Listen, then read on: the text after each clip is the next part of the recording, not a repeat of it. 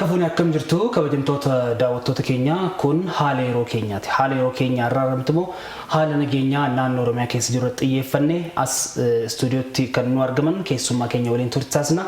Keessummaan keenya irraa immoo Jeneraal Haayiluu Gonfaati, miseensa paarlaamaa fi gorsaa nageenyaa pirezidaantii bulchiinsa mootummaa naannoo Oromiyaati as stuudiyootti nu argamanii jiru.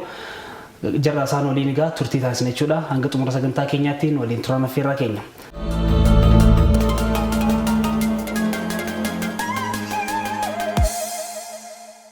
Jeneraal Bagana gaannuftani. Affeeruu keessa nurfaadha. Tole. Egaamee haaluma nageenya waliigalaa naannoo Oromiyaa keessa jiru xiyyeeffanne amma nageenyi waliigalaa naannoo Oromiyaa keessatti akkamiin ibsamuu danda'a sadarkaa maal jiranii kaasuu dandeenya laata? Egaa nageenya innaa jedhamu biyyi keenya yeroo jijjiiramaa keessa jirti, yeroo rifoormiin keessatti gaggeeffamudha. Gaggeeffama yookiin taatee rifoormii keessatti immoo waanuma nama qunnamuu danda'u haalli nageenyaa isaa ta'uu nageenya duwwaa otoo hin ta'in rifoormii wajjin kan wal qabatan kan nageenya more elaborate godhan kan ilaaluun naannoo keenya keessatti iddoo tokko tokkotti hanqinni akka jiru hanqina duwwaa otoo hin ta'in rakkoon akka jiru. Rakkoo namtolchee naturally yookiin political background yookiin fedha addaa karaa waraanaatiin yookiin karaa bosona keessaatiin yookiin jeequmsa akkasii godhuudhaan kan argattu otoo hin ta'in just waan rifoormiin dhalchuu danda'u waan akkasii naannoo Oromiyaa keessatti godinoota tokko tokko keessatti hanqinni nageenyaa akka jiru ifatti jira. Kun uummanni keenyas argaa jira kanarraa ka'ee namni akka hin taanetti ka'ee isaarraa buqqa'uun akka hin taanetti du'uun yeroo tokko tokko waan barbaachisaa hin taane walirratti hojjechuu waan akkasii kun naannoo keenya jiraachuunsaa haqa lafa jirudha. Kun waanuma eegduudha rifoormii keessatti waan akkasiiti. Kun naannoo Oromiyaa duwwaa otoo hin ta'in darbee immoo wanti kun akka naannoo Oromiyaa keessatti akka ta'uuf ajandaalee warri bocan ni jiru. Sana wajjin wal qabatee kana waan xixiqqaan waan sirraa'uun irra jiraatuu fi waan to'achuun danda'amu naannoo keenya keessa hin jira. Amma yeroo baay'ee namoonni uummanni yaadni isaan kaasan tokko tokko hedduu jira. Keessattuu ba'anii galuudhaaf yeroo rakkisaa ta'etti jira. Keessattuu gara naannoo lixa Oromiyaa kanatti rakkoo hedduun ni jira jedhaniiti kan isaan kaasanii. Keessattuu gara shoror keessaa shaniitiinis wal qabatee kan jiru. Akkasumas immoo dhimmoota garaagaraatiin waan akkasii nu mudataa jira kan jedhanii kaasan hedduu jira. Keessattuu yeroo darbe yeroo paarlaamaa irratti kaasanis ni jira. Kanaa wal qabatee immoo fakkeenyaaf akka fakkeenyaatti kaasuudhaaf namoonni fa'i qabamanii yeroo isaan maallaqatti gaafataman fa'i jiru, guramanii yeroo isaan maallaqa gaafataman fa'i ni jira wantoonni akkasii. Mee sana irratti yaada akkamiitu jira? Ejjennoo naannoo Oromiyaa maaltu jira? Dhugaadha. Amma nageenya wajjin wal qabsiisee karaa nageenyaan kan ilaalu waan sadiirraa kan dhufe kan dhalche rakkoolee sadiitu Oromiyaa keessa jira. Tokkoffaan siyaasa biyya kanaa keessatti yookiin biyyumti kun akkuma Itoophiyaa jedhamtuttu handhuurri ishee yookiin utubaan ishee center of gravity politikaa biyya kanaa Oromiyaadha. Oromiyaan kun immoo yeroo jalqabaaf waggaa arfan darban kana keessa waa'ee federaalizimii dhugaa sana exercise godhaa jirti. Kanaatiif chaalenjiin kun akka Oromiyaa keessatti akka babal'atu. Federalizimiin dhugaan sun akka lafa hin qabanne qaamonni biyya kana waggaa dheeraa bulchaa turanis ni barbaadu. Yaad kaleessaa warri qaban kanum kaleessaa sana hojiirra oolchuu barbaadu. Warri immoo rifoormii amma dhufe kana akkamitti gara isteejii yookiin gulantaa taanutti ce'uun akka irra jiraatu bifa bilchinaan otoo hin ta'in bifa hubannoo isaanii duwwaadhaan daangessanii poteenshaalii fi dandeettii Oromiyaa otoo hin ilaalin wanta kana ajandaatti bocantu jira. Tokko kana rakkoon nageenyaaf kan ka'umsa ta'e. Lammanni rakkoo ka'umsa kan ta'e akkuma Oromiyaattu yoo fudhanne yeroo jalqabaatii fi akkuma Oromootu exercise godhaa jirra siyaasa jiddugal seentarii keessatti. Dur naannootti of bulchuu hin dandeenye. Amma gara seentariitti ennaa deemaa jirtu siisteema ijaaruu keessatti, siisteema ormi ijaare irratti, siisteema waggaa 100 ol ijaarame keessatti rifoormii godhaa jirra. Rifoormii ennaa gootu kun chaalenjii si qunnama. Kanum kee waanum si fayyadu deebitee atu akka mormitu si taasisa. Because kana dura exercise hin goone waan akkasiidha. Isa boru ta'u har'a duwwaatti yaaduudhaan wanti ta'u jira. Sadaffaa irratti rakkoo kan ta'e jiru akka Oromiyaatti expectationii uummata keenyaati. Dhugaa qaba uummanni keenya waan dhabe jira. Waan dhabe san argachuudhaaf fi akkaataan haalli amma keessa jiru biyyi keessa jirtu immoo ati itti deebistu sun ennaa jalaa harkifatu iddoo tokko tokkotti dallansuun kaasaa kana keessa wal qabatee immoo attuu fi sirna siyaasaas kan hin beekne deemtee kan maqaa qabsootiin bosona keessa deemame amma nama seenaa aadaa Oromoo keessatti dhagaamee kan hin beekamne argamees kan hin beekne kaalcharii keenya keessa kan hin jirre nama ukkaamsanii daa'ima ukkaamsanii maallaqa gaafachuun milishaa qotee bulaa uummata eegu qabanii ukkaamsanii maallaqa takkaa lakkaa'uu miti gurraanuu dhagee hin beekne 200,000 300 fidi jedhanii bilisummaa yoo jetteen bilisummaa sii fiduufi yoo jedhan yoo sangaa qambarii keessaa fuudhanii qalatan inni akkasii qabsoo akkasii takka dhageenye hin beeknu. Dubbisnees hin beeknu aadaa Oromoo keessas hin jiru ajjeesuun qaluun dhabamsiisuu waan akkasii kun warri keessa dinagdee bayyanachuuf keessa gugantantu jira jechaadha. Kan rifoormiin dhalche caala inni kun immoo kan keessa gugantantu jira. Waan akkasii kun rakkoo naannoo Oromiyaa keessatti dhalcheera jenneeti kan yaadnu. Inni kun adeemsa keessa uummanni subachaa namni subachaa sirrataa dhugaa keetii namni iddoo tokko tokkotti bahee galuu ijoollumsaatiin bahee galuu innaa dadhabu si dhukkuba keessa keetti hin dhiigda. Maaliifii si jechisiisa? Oromifa dubbattee atis Oromifa dubbattee ilma Oromoo irraa dhalattee atis ilma Oromoo taatee lakkinatu si caala Oromoodha waliin jettee wal ajjeeftee huqubiin nama biraa ba'aa jechuudha. Ka'ee kee balleessitee wal balleessitee inni taa'ee si ilaalu warra wal nyaatu keessaa waa nyaatuu jedha jetti saree wal nyaattu ka'een eegdu akkuma jedhamu sana. Kanaatiif waan akkasii kanatu nu mudatee jira dhugaadha. Naannoo lixa Oromiyaatti kibba Oromiyaatti wanti tatta'a. Even jiddu galatti darbee wanti ta'aa jiru waan hin malle waan poolitikaadha kanaafi jettee jaajimentiin kennineef waan sabistaansii siyaasaatiin vaaluu hin qabnetu humna wal buusuu mogolee wal buusuu siyaas mogolee wal buusuuti malee nasingi amma wanti bosona keessa qabsoo gaaffii Oromoo dhaqxee bosona keessa fiddus hin jiru. Achiinis hin dhufne rifoormiin ammaa kun karaa qawwee keessaanis hin dhufne karaa biraatiin otoo gochuu dandeessu poteenshaalii Oromoo qabatte amma mogolee wal buusuun kun faayidaa tokkollee akka Oromootti nuun qabu wanta tikaafte sun dhugaadhumaa garuu rifoormii waan dhalcheedha waan sirraa'uu danda'udha.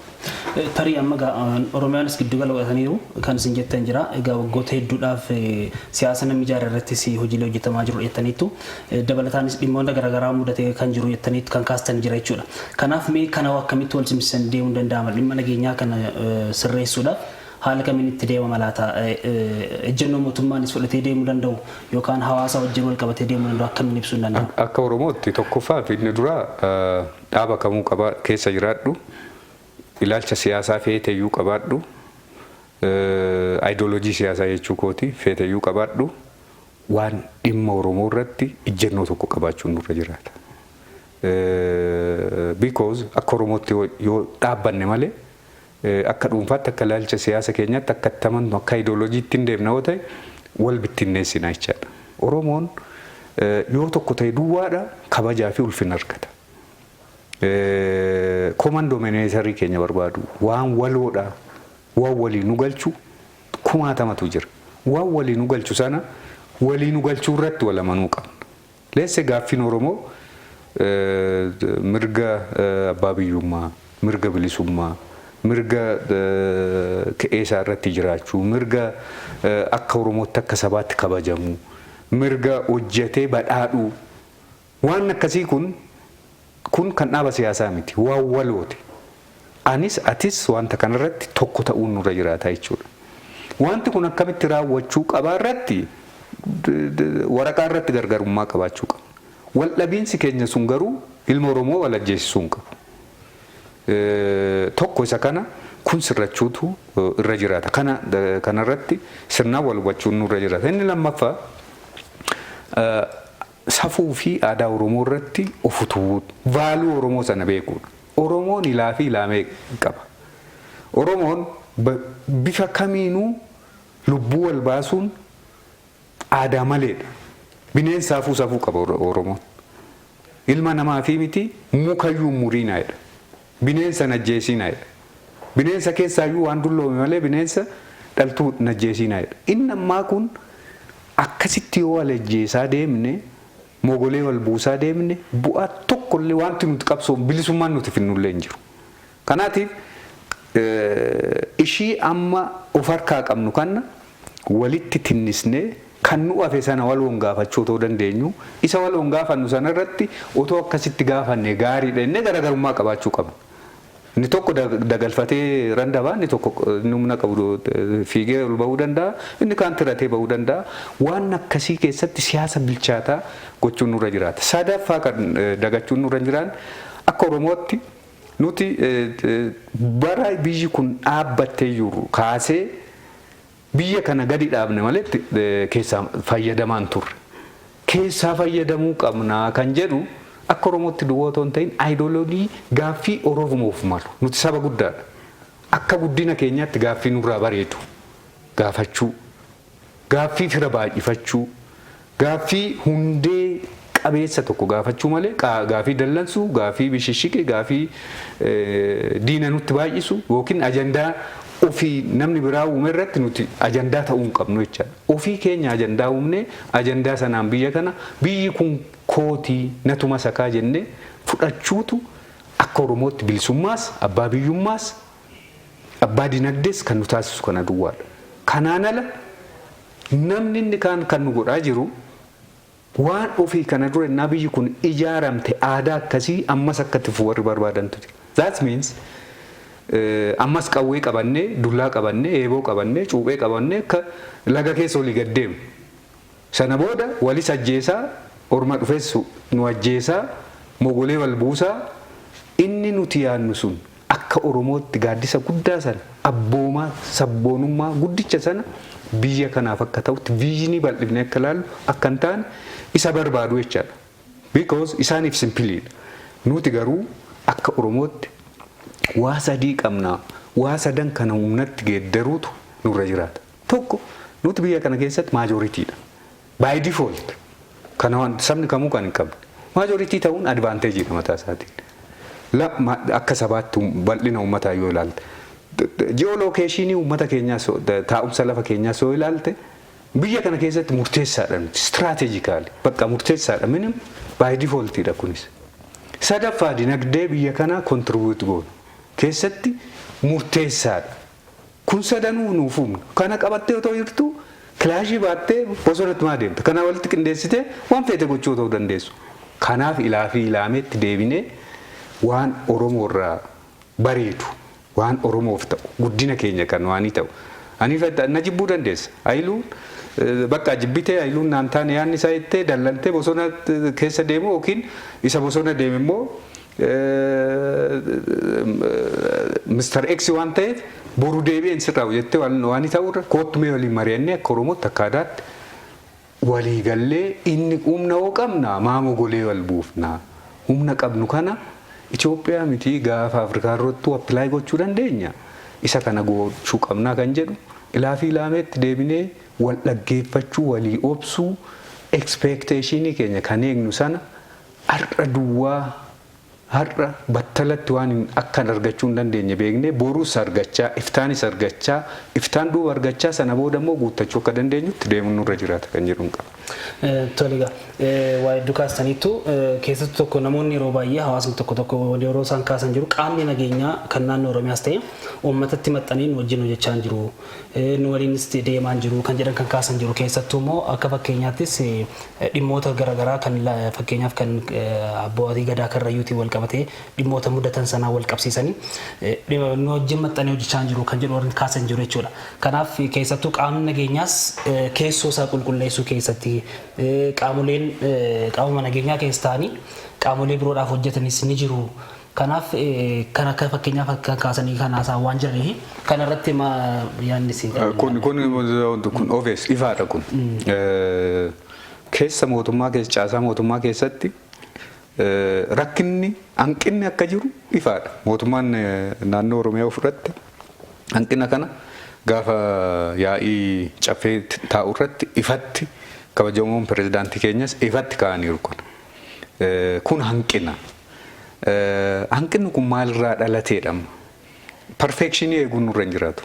Caasaa mootummaa kanaa bar rifoormi goone malee faandamentaal cheenjii miti kan goone biyya kana keessatti. Caasaa keenya yoo ilaaltan caasaa dura Oromoon akka isaa ta'utti yookiin hegemonii isa fakkaatu, ayidooloojii isa fakkaatuun kan caaseffamee miti. Caasaa ture take over godhamee jechaadha. Amalum rifoormiiti jechaadha. Sana jechuun namni akka kaleessa baretti kan hojjetaa jiru maajoritiidha bifa si jechisiisuun deemaa jechaadha. Maajoritii waan ta'eef hanqinoonni otoo beekuus otoo hin beekis warrootti dhalchan jira jechaadha. Tokko tokko otoo hin beekiin isaaf sirriidha nama biraaf dogongora. Inni kun maaltu dhalchee amalum rifoormiiti. Caasaa 100% caasaa ture sana dismantil gootee yookiin balleessitee caasaa haaraa hin dhaabne jechaadha. Caasaa haaraa akka hin dhaabne kan si dhoowwumaa inni rifoormiidha kan goone. Maaliifi inni kaleessa tures inni har'a tures isa boruufis akka ta'utti otoo waliin dhiibiin otoo waliin galaafatiin ilaafi ilaameedhaan gara ofii barbaannu ayidooloojii biyyi kun itti guddachuu dandeessutti walaa ceesumnuudha. Amalli rifoormii kana. Kanarraa ka'ee keessa isaatti akka kaleessaatti namni yaadu guute caasaa keenya keessa kun waan hin ta'e. Kun maal barbaada yeroo barbaade step by step hojiitti kennita. Hojii sanaan madaaltee nama lakki iddoon kun siin malu jechuu dandeessa. Waanuma akkasiiti. Caasaa nageenya keenya keessattis akkasuma. Tokko tokko of kennee baay'ee caasaa nageenya Oromiyaa sirnaan galateeffatamuu kan irra jiraatudha. Akkasumatti amma akka nu yaadameefi Oromiyaan akka taatu warri barbaadan akka taatuu fi akka bittinnoofnuuf akka naannoon Oromiyaa yeroo hunda lammata akka hin kaanetti akka dhiiga taatu warri awwaniin irratti karoorsanii hojjetantu jira. Isa irratti hojjetan kana warruma amma yennu qaamum nageenya security apparatus Oromiyaan of harkaa qabdu kanatu aarsaatti kaffalee guyyaa guyyaadhaan aarsaa kaffalaa. Kophee otoo hin geeddariin ji'a 3 ji'a 4 ji'a 6 otoo bishaan dhugiin guyyaa 3-4 oolaa damooza gahaa miti kan kaffalameefi yookiin nama biiroo taa'uu miti. Isa kanatu fagee Oromiyaa amma yennu kana itteenyee akka dubbannu kan nu godhe qaamni nageenyaa Oromiyaa keessa socho'u kana mootummaa keessa jirudha. In beektu yeroo jalqabaatiif Oromiyaa keessatti Oromiyaan kan ishiin qabaataa turte bara bittaa wayyaanee sana meeshaa caccabduu fi humna dafee qaqqabaa kan jedhamu nama 2,000 kan hin caalle Oromiyaa guddicha kana keessa tinuu ijaaran. Kan ijaarame bar waggaa 3 kana keessatti kun maaliif gaafa jarri bar gaafa si deeman naannoon Oromiyaa sirna dhalbummaan akka itti baay'atu godhaniiti adeemsisan. Sanarraa ka'ameeti isum kana qeerroo innas muuvimentii keessa jirtutu dhufee humna addaatti dabalamee poolisiitti dabalamee humna nageenyaatti dabalamee keessa galee jechaadha. Kun ekspiriyeensii guddaas kan qabu miti. Amma godhachaa jira. Isa taarsaa kaffalee asiinuu nu go'e kun galateeffatamuu qaba. Kun akkuma jirutti ta'e immoo lootee seentuun hin jirti. Kan erga madiinaa fudhattee dirree kan maqaa warra nageenyaa balleessitu jirti. Kan hattuu hin jirti. Kan nama ajjeeftu hin jirti. Kan amma abbaa gadaa karrabii irratti raawwate absoluutili kun ejjennoo mootummaa miti. Lootee seentuu maqaa mootummaan jirtutu raawwate. Kan ammoo seerrii fi akka seerree jedhamutti tarkaanfii irratti fudhatamaa jira. Isa kaan immoo uummata wajjin akka aadaa uummataatti fixaa jira mootummaan Oromiyaa. Inni kunis akkasuma kana adeemsa keessa of qulqulleessaa, of jabeessaa, of haamileessaa deemuun. Amma kan jechaa jiru maa inni iddoo 2-3tti of kunneeyyuu miti iddoo tokko taaneeyyuu risiisti gochuu akka nu rakkisutti waggaa dhibbaaf waan ijaaramneef security apparatus yookiin qaama nageenyaa keenyas tokko taanee jabeeffachuu malee isatti quba qabuu ni miti. Asirraa'uun sirrii aabaduun garuu Oromiyaa balleessuu taate. Waan hin qabnetti jecha yeroo jalqabaaf meeshaan Oromiyaa keessatti kan hidhatame takka meeshaa haaraan bari hidhatamee hin beeku. Kana miidiyaatti baanee waan argine naasofnu jenneeti malee isaan abdatanii kan turan Oromiyaan diigamtee wal fixxee wal nyaattee ammas warri ijaarame dhufee biyyatti bakkuma kaleessaatti deebisuu warra barbaadu jira. Warra yeroo dheeraa nu bites warra yeroo gabaabaa nu bites hawwiin isaanii tokko Oromiyaan uummanni maajoritiin kun aangoo biyya kanaa keessa turuun qabanidha. Because of sila kan sii kaase sanaaf. Tole mee kan biraan hawaasni daangaarra jiru fakkeenyaaf daangaarra jiru nageenyi isaa eegamaadha keessattuu kan naannoo Karrayyuudhuma kanaan wal qabate naannoo Qorkee jedhamtutti wanti dhalatee jira yeroo darbe qaamoleen nageenyaa fi akkasumas milishoonni kan tajjeefamanidha. Kanaaf sanaan wal qabatee finxaaleeyyiin daangaa fe'anii dhufanis ni jiru. Kanaafu daangaan Oromiyaa guutumaan guutummaa nagaadha. Daangaa naannoo daangaa irratti maaltu godhamaa jira kan jiru? Ilaa Oromiyaan bal'oodha. Akkuma bal'oo taane rakkooleen qunnamus bal'oodha. Sila sii kaasee yoo na qalbeeffatte ta'e biyyi kun kan dhaabbattee jirtu Oromiyaa irratti. Oromiyaa irratti dhaabbattee waan jirtuuf Oromoo jabaate namuu hin barbaadu. Namuu hin barbaadu jechuun keessumaa warri finxaaleeyyiin barbaadan. Warri waggaa hedduuf nu hacuucanii nu bulchan Oromiyaan nama bituufi miti bulchuufi. Oromiyaan isaan ofirraa dhiibuufiti isaan wajjin buluufi. Oromiyaan akkuma kaleessa qabeenya isaa nan qaba kooduwwaa dheedheen dhoowwanne baajata biyya kanaa keessatti parsentii 60 ol gumaacha godhu wajjinuma sheer godhaa jira. Isa kana wajjin waluma qixaa fayyadamnuudha. Ayidooloojiin kun warri liqeeffamneef hin jira. Biyya kanatti egaa sirna federaalismii dhugaa keessatti uummanni akka gahee isaatiitti gahee isaa argatee jiraachuu qaba. Oromiyaan akka Oromiyaatti gahee isaatiin jiraachuu qaba. Amaarri akka Amaaraatti, Sidaamaan, Sumaaleen, Affaar hundumtuu akka gahee isaatiitti wal kabajuu wal wajjin jiraachuu qaba kan jedhu pirinsipilii kanarratti amanna. Warri pirinsipilii kanarratti namanne sila siin jedhe jiddugalli siyaasa biyya kanaa Oromiyaa eega ta'ee jiddugala jeequmsaa gochuuf itti duulu jechuudha. Amma daangaa Oromiyaa yoo Tigraay amma tokko ammaaf haa jennu Tigraay duwwaadhaan wal hin daangessinu. Sabaaf sablammoota yookiin naannolee biyya kana keessa jiran hundaan wal daangessina. Daangaa kana hundumaa wajjin walitti nu buusuu barbaadu. Kana kan godhan eenyu? Oromiyaan akka nagaa hin arganne gochuudhaan Oromiyaan ofuu bulchitu waluun dhageessu. Ilaafi ilaamee hin qabdu. Namnaan buluu malee ofii wal bulchuu hin dandeessu. Waliin dhageessu kan jedhatu san ideoloojii akkasii deeveloop godhu. Nama wajjin buluu namni keenyas jallataan keenya tokko waan isaan jedhan sana karaa jecha biraatiin immoo afarsee Oromiyaa keessattis nageenya akka hin buune akka waliin dhageenye akka waliin gargaan taasisaa jechaadha. Amantaan nutti dhufu takka naannoodhaan taa'umsa qubsuma lafaatiin nutti dhufu gosaan nutti dhufu kun hundumtuu waan isaan kaleessa fanjii nu keessatti awwaalanidha. Kanarraa kaanee yoo ilaallu amma wantumti karaa boosettitti taateen yeroo darbe ta'e kun qaama ergama sanaati. Provocationidha. Akka Oromootti immoo emotional taanee ittiin deemnu. Yartummaa taatee ittiin deemtu. Bilchinaan wanta sana ilaalteeti akka boruu ta'utti hojjechuutu namarra jiraata. Akka boruu ta'utti jechuun maal jechuudha? Si gaddisiisa namni keenya hedduu milishaan keenya humna addaan keenya achitti wareegameera. Wareegamni isaanii sun garuu yeroof keessa keenya gubus boruuf akka lammata hin deebinetti wanta kana hojjettuu sirra jiraata jechuudha. Kanaatiif wanta sana kan godhan eenyuun gamasii finxaaleeyyoota. Finxaaleeyyoon namaara wanti isaan kaasan maal gaafiin isaanii sabsaansii qaba amma wanti isaan kaasan jettee yoo ilaaltu nothing. Waan isaan kaafsan sanaan isaan walgitu ati kaasuun sirra jiraatu. Faallaa isaa kaasuun sirra jiraata. Biyyi kun nuti abbaa itti taana. That's all. Abbaa itti taana naa jennu akka isaanii sana nama acuucuun saamuun ukkaamsuun doofomsuun otoo hin ta'in qaroomsuun guddisuun daandii badhaadhinaa qabsiisuudhaan.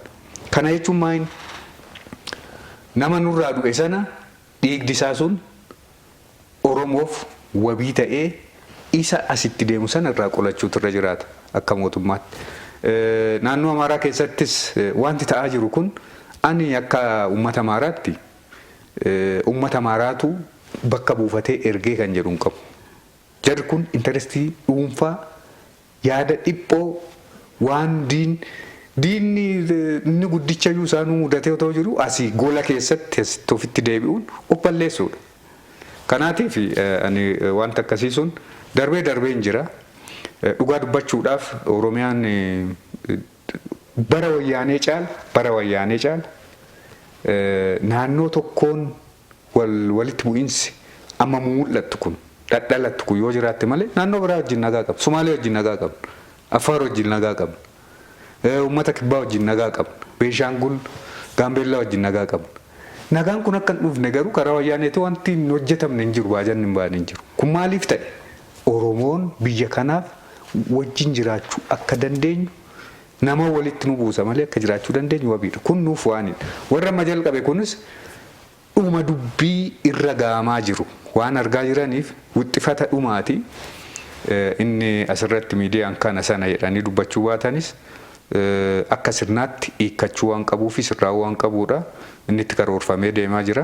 Akka Oromiyaattis yeroo darbe mootummaan naannoo Oromiyaa ibsa baaseera. Naannoon Amaaraas bakka nun bu'u jedhanii ibsa baasaniiru. Bakka nun bu'u jedhanii ibsa baasan sana hojiitti hiikutu isaan irraa eegama. Wal gargaaruu qabna kanarratti. Inni keenyaa kana farsuudha wanti irraa argannu hin jiru. Siistemaatikaanii kana garuu doomsuun nurra jiraata.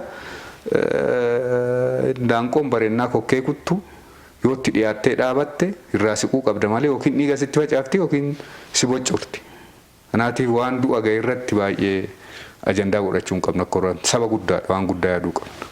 Egaa tarii dhumarratti wanni kaasoo yeroo garaagaraa miidiyaalee garaagaraatti siqaa keessattuu miidiyaalee hawaasummaatiin isinis miidiyaa hawaasummaa irratti ni barreessitu.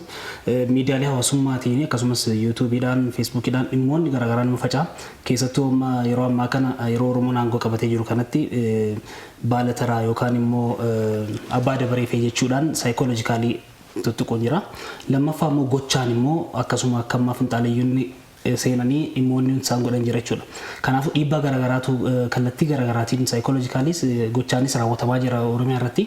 Kanaafuu dhimmoota kanneen qolachuudhaaf akkasumas nageenya isaa eeguudhaaf hawaasni uummanni Oromoo maal gochuu qaba kan jedhu walumaa taasifame. Dhugaadha waan amma jettu kun bal'inaan deemaa jira. Tokko saayikooloojikaal torchi akka Oromootti akka sabaatti nu gochuuf piroopaagandaa bocameedha. Nuti taranyaa miti baala daraadha. Baala taraa otoo hin ta'in baala daraadha nuti yoo akkuma afaan isaaniittu. Taranyaa kan jedhamu waan hin jiru waan keentaan irratti waa gochuuf taranyaa taata. Amma isaan dhugaa isaaniiti taranyaa takka naannoo finxaaleeyyii warra nafxanyaa wanti yaadantu jira taranyaa ta'uuf. Kan wayyaanee wanti isaan achitti wal geeddaruun Oromoodhaaf taranyaa kan jedhamu hin jiru. Nuuf biyya habbaadha qe'ee keenya. Qe'ee keenyatti taraa wayii waa goonee boru namatti kenninus hin qabu. Wanti jala muramee itti himamuu qabu. Nuti nama taranyaas miti keenya jenneeti nuti. Hunduu keenya. Qe'ee keenyarra jirra. Qe'ee ormaan dhaqne, waan ormaan tumne, waan dhimma ormaan haasofne kan goone yoo jiraanne federaalizimiin dhugaa sun wajjinaa jiraannu, wajjinaa bullu. Wajjinaa badhaadhina biyya keenyaa ceesifnuudha. Kun taranyaa miti. Taranyummaa yoo ta'e qe'ee keenya irratti egaa kana dura nuti akka darabaa ittiin galle nuti Oromiyaa irratti nuuf ka'eedha. Waan qe'ee keenya irratti taranyaa kan jedhamu hin jiru. Nuuf qe'ee keenya. Eega qe'ee keenya ta'e akka Oromootti maal ta'utu irra jiraadha. Taranyaa isa nuun jedhan kana garagalchinee ilaaluun nurra jiraata.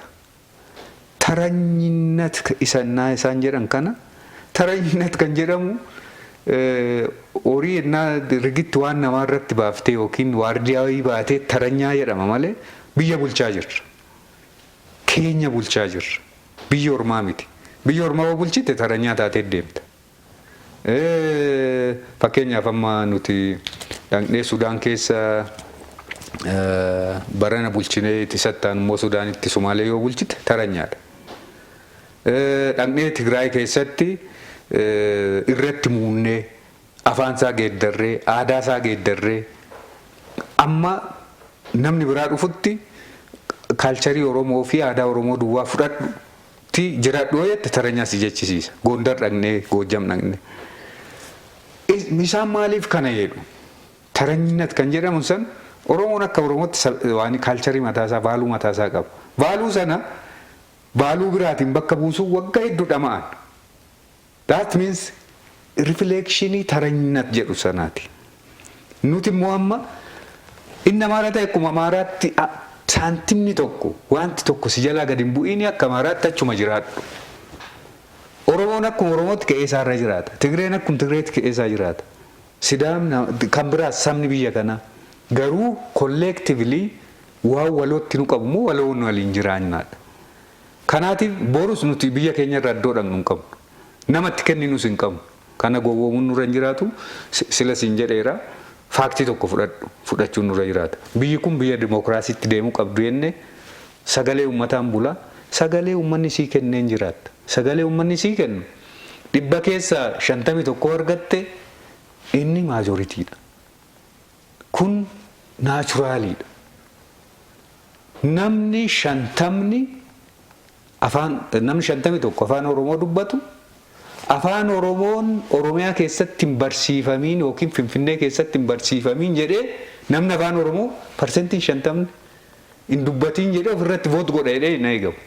Kun kanaatiif yeroo kamuu kun deebi'ee waan hin dhufneef taranyinat kan jedhamu kan Oromoonis ofirraa dhiisu kanaan namni tashamaaqa qullee hin jiru namni isaanii waan ta'ullee hin jiru nuti sirnatti agarsiisaa jira barsiisuu qabna lakki taranyaa miti jedhan ka'ee keenya bulchaa jirra ka'ee keessa bulchaa kanaan waloodhaan qabna kana woceetaan sin rakkisa hin rakkattu akka rakkatan immoo agarsiisuu qabna argaa jirra bara waan amma Tigraayitti ta'aa jiru kana. Amma makka rakkifni akkuma makka of rakkisan kan isaanii dhiisan waan biraa laaluu irra ka'ee isaanii keessa laaluutu irra caalaa warra akkas jedha. Akka uummataatti garuu uummanni yaada akkasii qabu. Goojjam dhaqi, Gondar dhaqi, Tigraay dhaqi, Hawaasaa deemi, Gaambeellaa dhaqi, qotee bulaan achi jiru, naggaadeen achi jiru yookiin dubartiin iddoo sana jiru, barataan iddoo sana jiru. Garaagarummaa beezikaal ta'e hin qabnu. Iliitonni garuu maqaa uummata sanaatiin saba walitti buusu waan gabaa isaa ta'u wanti fakkaatuuf isa kanarra of qusachuu qabu. Hin qusatan taanaanis seerrii fi sirni kana booda biyya kanatti ijaaramu isaaniif hin eeyyamu waan ta'eef wixxifata dhumaati garuu waan milkaa'u hin qabu. Nuti isa kana otoo dhageenyu arginu seerri otoo cabu irra hin deemamu kana booda sirnaa fi seera qabsiisaan deemu waanuma jiru. Egaa waliigalaan dhimma nageenyaa irratti kan haasaa jiru nageenya keenya eeggachuu naannoo Oromiyaanis nageenya isaa akka eeggattuuf akkasumas immoo keessattuu immoo dargaggoonnis gurmaa'anis ta'ee naannoo isaanii qe'ee isaanii akka eeganiif dhaamsi dhumaas hin qabdan keessattuu dargaggeessota hawaasaaf kan qabdan. Waan gaarii kaaftee dhugaa dubbachuudhaaf garaan nama gubata akka Oromootti tokkoffaa of beekuu qabna. Akka Oromootti of beekuu qabna. Nama himataa ta'uun nurra hin jiraatu bafitsu. Nuti himataa ta'uun nurra hin jiraatu. Himataa ta'uu jechuun maa inni akkas na godhani kanaaf dallantee dargaggeessi keenya dhugaadha. Hojii hin qabu. Hojii barbaada. Jireenyi baay'ee mi'aawaa jira. Namni keenya baay'ee dabalaa jira. Biyya kana keessaa akka waanitti walitti qabdee immoo ilaalte fooyyinsa kan qabu hojii uumuufis bakka hojiitti hojjetanis bakki mijataa hoo jiraate Oromiyaadha. Nuti tasgabboofnee nagaa walii kennine haa ta'u har'a akaawwii nyaannee bullee torbee tokko booda daabboo nyaachuu nu wayya. Har'a daabboo nyaannu malee jennee akaawwiyyuu walirratti dhoowwinee lachuu dhabna. Kanaatiif dargaggoonni keenya tasgabbiidhaan jijjiirama kana isaantu fide isa fidan kana qabeenyi biyyi kun qabdus beekutu isaanirra jiraata. Abbaan fedhe yoo dhufe waan amma uumame kana beezikaal karaa ta'een karaa ariitiidhaan geeddaruu hin danda'u. Piroosesiidha. Piroosesii jijjiirama kana eegnee deemuun nurra jiraata. Tokkummaa keenya jabeessuun nurra jiraata. Tokko kana kan hin dhaamu dargaggoota keenya. Lammata namoota keenya itti fakkaatee otoo hin beekin warri kaan kaayyoo qabu. Bizineesiidhaaf qawwee kan fudhatee laga jirutu jira. Kan dhaqee qotee bulaa keenyaan takkaa dhaga'ee kan hin beekne maallaqa amma kanaa fidi jedhu waan qawwee qabateef. Afaan Oromoo dubbataa afaan Oromootiin kan anaa fidi jechuun sheemiidha mataa isaatiin. Siifan qabsaa jedhee afaan Oromoon dubbataa 300,000 fidi ennaa jedhuun alagaan hin jenne abbaa isaan jedha obboleessa isaan jedha. Isa kana gochuurraa ilaa fi ilaameedhaan deebinee ka'eetti mari'annee gaaddisa jalatti mari'annee warri itti fakkaatee deeme mari'annee sirreessuu dandeenya. Warri immoo silaafuu bizineesii godhate isaan irraa adda baasuu qaban. Because gaaffii Oromoo akkaataa itti deebisnutu jira.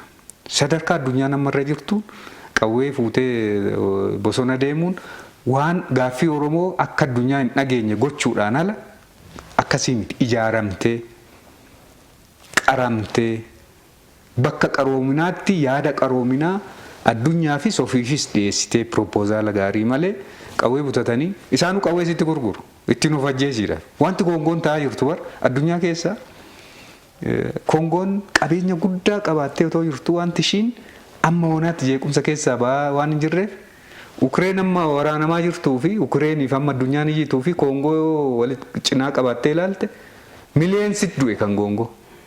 Namni akkanaa jedhu hin jiru. Because qawwee dhette gurguratu. Isaan achii wal waraanu. Asii waaniif fudhatamu. Amma wal waraantu ka'een kee duwwaa ta'a ormas kan ijaarametu dhufee si bitaa. Kanaatiif mootummaa keessa gallee hidhachuu otoo dandeenyu. Mootummaa keessa gallee yaada keenya ibsachuu otoo dandeenyu.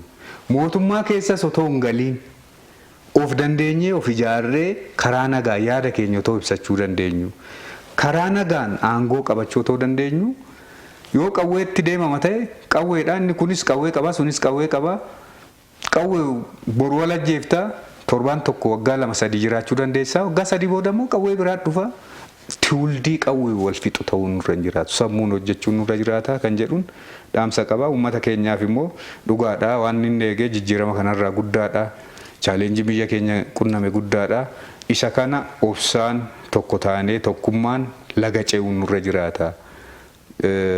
Rakkoo waggaa 100 ol nurra tuulamte har'a boru ganama hin hiikna innee waadaas namni galees hin jiru hin gallusi waltaanee garuu kan waggaa 100 nurra ture waggaa 100 turuu hin qabnu waggaa 10 keessatti garuu tokko ta'an dhugaa waan lafarratti mul'atu fundamental change fiduu dandeenya. Kanaaf wal yaa obsinuu ilaa fi ilaameettaa deebinuu kan jedhuun qaba. Walitti geerraruu otoo walirratti goota ta'uu baannee gaariidha jechuudha. Ulfaadhaa Jeneraal yeroo keessan nu kennitanii as istuudiyootti argamtanii dhimma waliigalaa dhimma nageenyaa wal qabatee naannoo keessa jirutti yaada bal'aa nu kennitaniif maqaa daawwattoota keenyaatiin hedduu galatoomaa isiniin jedha. Ulfaadhaa isinis jiraadha.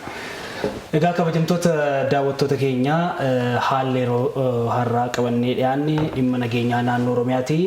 Gorsa nageenyaa pirezidaantii bulchiinsa mootummaa naannoo Oromiyaa fi miseensa paarlaamaa Jeneraal Haayiluu Gonfaatti argannee haasofnee jirra. Egaa sagantaa keenya daawwattanii jirtu. Irraas waa iddoo akka hubattan abdii qabna jechuudha. Egaa haala yeroo keenya yeroo biraatiin immoo torban qophii birootiin walitti deebina. Hangasitti turtii gaarii isin hawwineerra.